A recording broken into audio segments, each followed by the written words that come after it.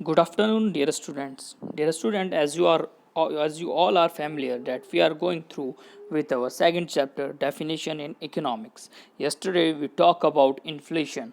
Okay, cost push inflation, demand push inflation. Okay, now today we will talk about value.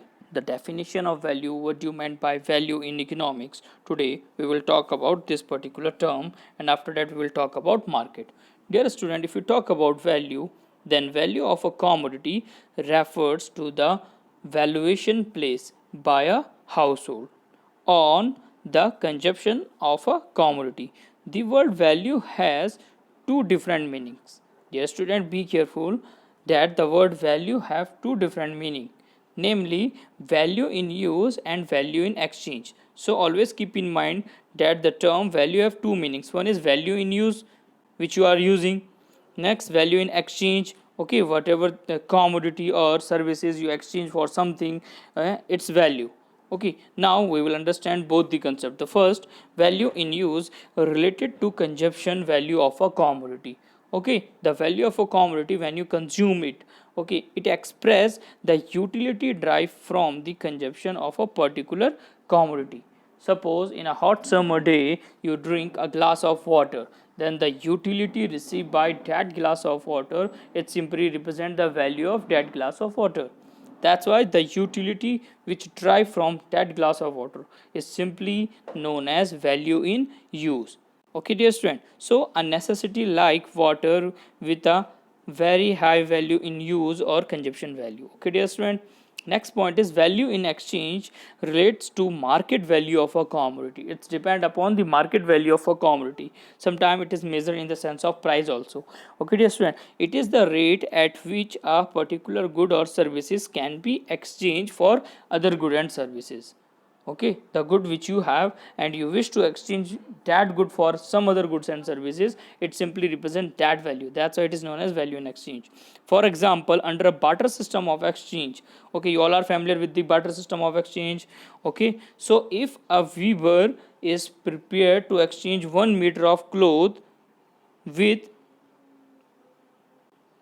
5 kg of rice, then the value in exchange of 1 meter of cloth is 5 kg of rice. Thus, value in exchange is the power of purchasing other goods. So, underline this particular line, that this statement that value in exchange is the power of purchasing other goods.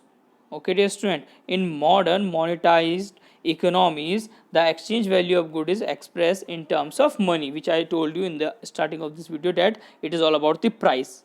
Okay, now initially we measure exchange in the way of barter system by exchanging one goods for another goods, but in today's modern economy we do this exchange in the terms of price, which is known as money. Okay, dear student, that's why value in exchange of a commodity can be expressed in term of nominal value or real value. Now what is the nominal value and real value?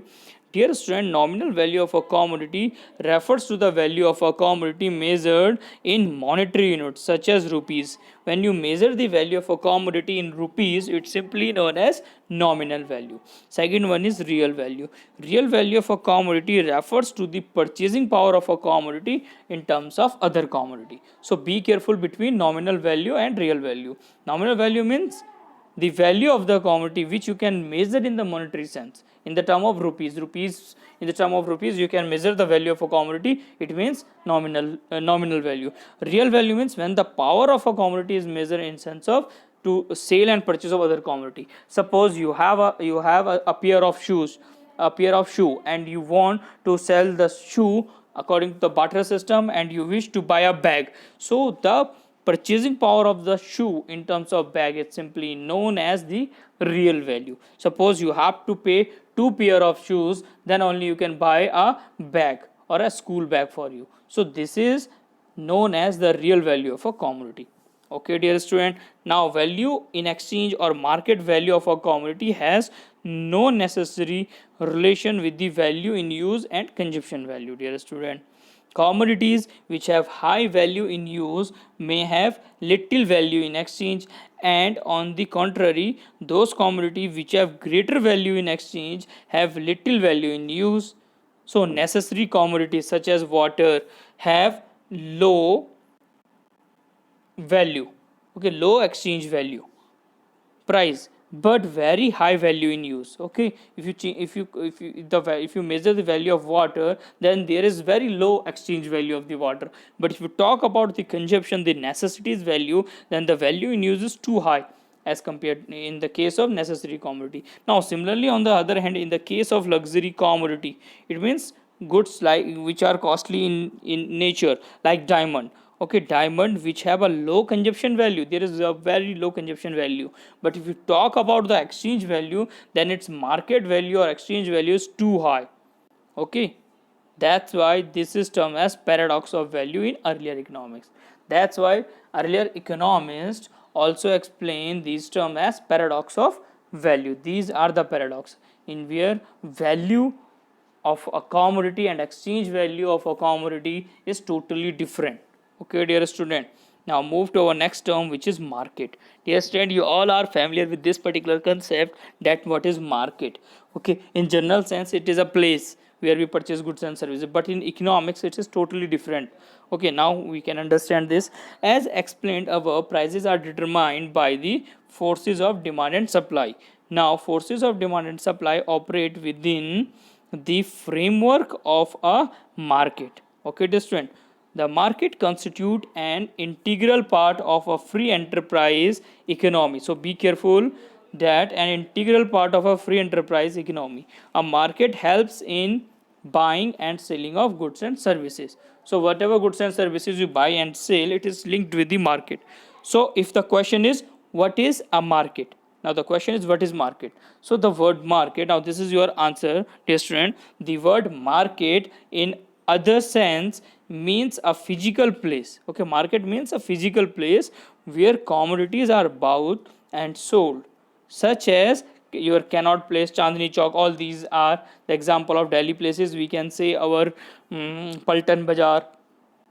Okay, we can say our some other places, we can say our vegetable market. Similarly, BSC, Bombay Stock Exchange, NSC, National Stock Exchange, all these are places where you can bought and sold the commodities and goods. Okay, dear student, now in economics, our market can be divided into generally two parts, dear student. One is individual market, and one is the market as a whole. If you talk about the individual market, then it means where is only a single producer or single buyer.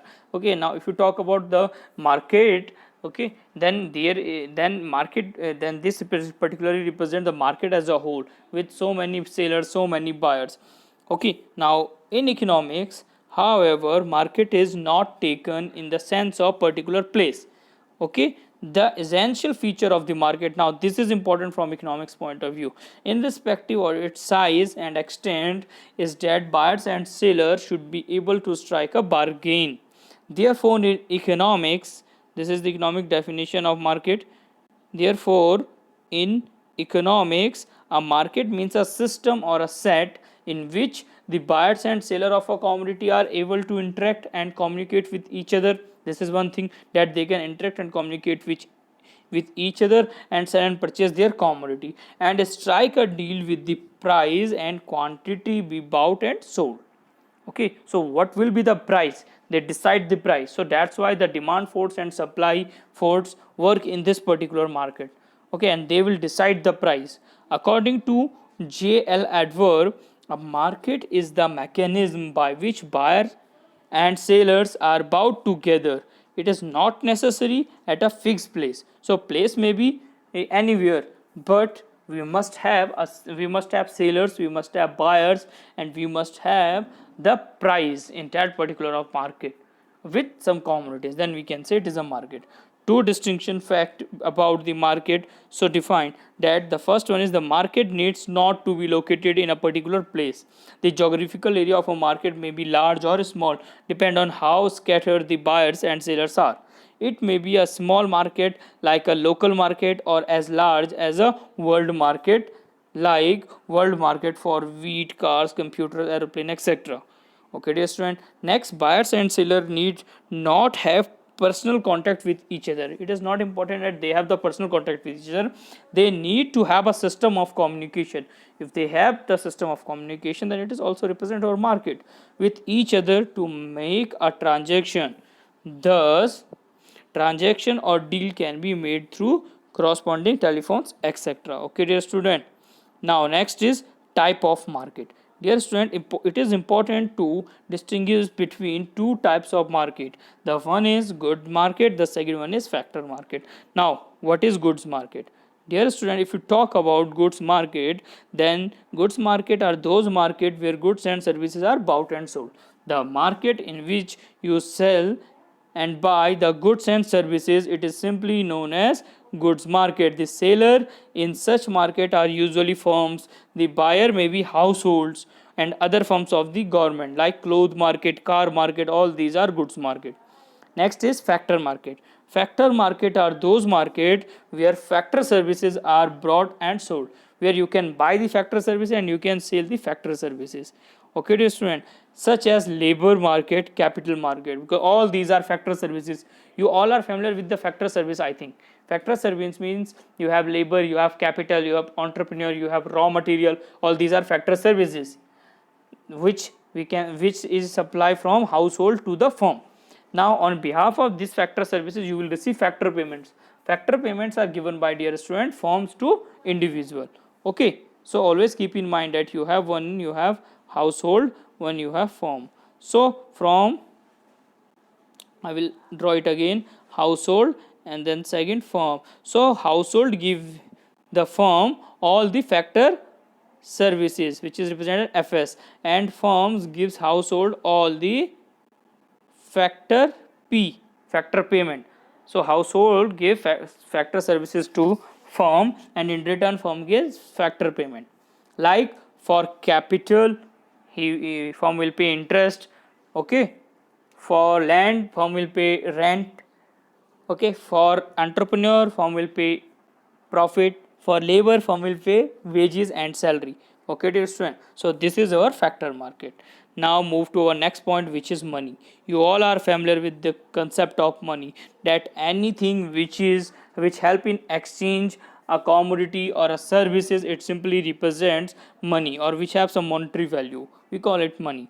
Okay, dear student, now goods and services as well as factor services are sold and purchased in the modern economies with the use of money. These economies are based on specialization and division of labor. As a result of specialization, people produce a particular commodity in greater quantity that they could consume themselves. Okay, dear student, so if you talk about money, then exchange is the act of trading the surplus good people have to obtain the other thing which they require. So in this type we can use money.